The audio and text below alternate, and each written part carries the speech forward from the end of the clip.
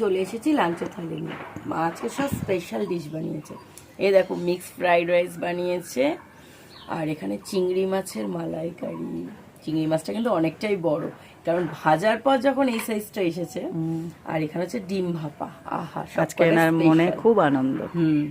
তো এই চিংড়ির মালাইকারি আর ডিম ভাপা তোমরা রেসিপি দুটো চ্যানেলে পেয়ে যাবে। তো খেয়ে দেখি কেমন হয়েছে।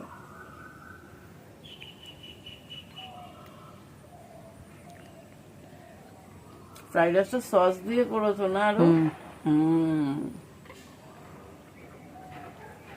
শুধু একটা জিনিসই দিতে পারিনি, সেটা ছিল না, সেটা হলো স্প্রিং অনিয়ন, নাহলে সব পড়েছে। আচ্ছা, কেমন হয়েছে? হেভি হয়েছে। এটা খেয়ে দেখি। আর ডিম ভাপাটা পুরো ইউনিক, খেয়ে দেখ।